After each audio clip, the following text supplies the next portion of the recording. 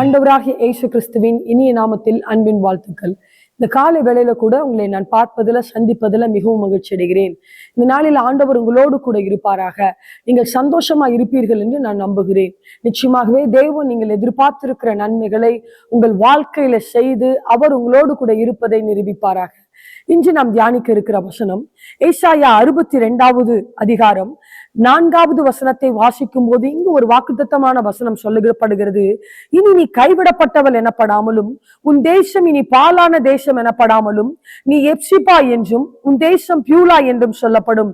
கர்த்தர் உன் பேரில் பிரியமாயிருக்கிறார், உன் தேசம் வாழ்க்கைப்படும் என்று சொல்லப்படுகிறது. ஹல்லேலூயா. இந்த நாளில் ஆண்டவர் சொல்லுகிறார், ஒருவேளை கைவிடப்பட்ட சூழ்நிலைகளில நீங்கள் இருக்கிறவர்களாய் இருப்பீர்கள் என்றால் ஆண்டவர் சொல்லுகிறார், மகனே மகளே, நீ இனி கைவிடப்பட்டவள் எனப்படாது, நீ ஆசீர்வதிக்கப்பட்ட மகளாய் இருப்பாய். அது மாத்திரமல்ல, உன் தேசம் ஆசீர்வாதமான தேசம், உன்னுடைய வாழ்க்கை ஆசீர்வதிக்கப்பட்ட வாழ்க்கையாய் இருக்கும் என்று ஆண்டவர் சொல்லுகிறார். ஏனென்றால் கர்த்தர் உங்கள் பேரில பிரியமாயிருப்பார், உன் தேசம் ஆசீர்வதிக்கப்படும், உங்களுடைய வாழ்க்கை உங்களுடைய குடும்பம் ஆசீர்வதிக்கப்படும் என்று இந்த நாளில ஆண்டவர் வாக்குத்தத்தமாய் கொடுக்கிறார். இதே அதிகாரத்துல மேலே ஒரு வசனத்தை வாசிக்கும் போது, நீ கர்த்தருடைய கையில் அலங்காரமான கிரீடமும் தேவனுடைய கரத்துல ராஜ முடியுமாய் இருக்கிறார். உங்கள் ஒவ்வொருவரையும் தேவன் ஒரு கிரீடமாய் வைத்திருக்கிறார், ராஜ முடியாய் ஆசீர்வதிக்கப்பட்ட மகன் மகள் என்று ஆண்டவர் பொறித்திருக்கிறபடியால இப்படிப்பட்ட ஆசீர்வாதங்கள் கொடுக்கப்படுகிறது. ஒருவேளை சுகவீனத்தினால பலவீனத்தினால கைவிடப்பட்ட நிலைமையில மனிதரால மருத்துவரால சோர்ந்து போய் இருக்கிற நிலைமையில இருக்கிறீங்களா? இல்ல பிசாசு போராட்டத்தினால பாதிக்கப்பட்டு இதிலிருந்து எனக்கு ஒரு விடுதலை இல்லையே என்று நீங்கள் சோர்ந்து போய் இருக்கிறவர்களா இருக்கிறீர்களா? இல்லை என்றால் நம்பிக்கை இல்லாத நிலைமையில இருக்கிறீர்களா? ஆண்டவர் இந்த நாளில வாக்குத்தத்தமாய் உங்களோடு கூட பேசுகிறார். நீ கைவிடப்பட்டவள் இல்லை மகளே, நீ உன்னுடைய வாழ்க்கை ஆசீர்வாதமாய் இருக்கும், நீ ஒரு செழிக்கப்பட்ட வாழ்க்கையாய் இருப்பாய், உன் தேசம் வாழ்க்கைப்படும். ஏனென்றால் நீ என்னுடைய கையில இருக்கிறா, நான் உன்னை உள்ளம் கைகளில வரைந்து வைத்திருக்கிறேன், உன்னுடைய வழிகளை அறிந்திருக்கிறேன் என்று ஆண்டவர் இந்த நாளில் உங்களோடு கூட பேசுகிறார். சோர்ந்து போகாதீர்கள், கலங்கி போகாதீர்கள். ஆண்டவருடைய சமூகத்துல நம்பிக்கையோடு விசுவாசத்தோடு ஜெபிக்கிறவர்களாய் இருங்கள்.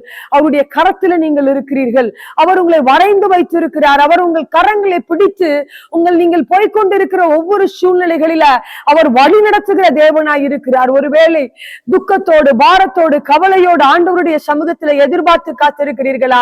இது நடப்பதற்கு வாய்ப்பே இல்லை, நான் கைவிடப்பட்ட சூழ்நிலையில் இருக்கிறேன் என்று சொல்லுகிறீர்களா?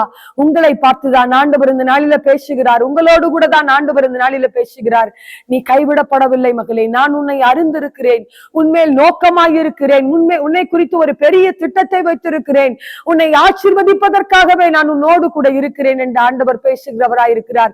சந்தோஷத்தோடு இந்த நாளை ஆரம்பியுங்கள். நிச்சயமாகவே இந்த நாளில் ஆண்டவருடைய கிருபை உங்களுக்கு இருக்கும், அவர் உங்களை ஆசீர்வதிப்பது அதிக நிச்சயம். உங்களுக்காக ஒரு விஷயாய் நாம் ஜெபிக்கட்டுமா? கண்களை மூடி ஜெபிக்கலாமா? ஆண்டவரே, இந்த நாளில நீங்க எங்களோடு கூட பேசினபடியால் உம்மை துதிக்கிறோம் அப்பா.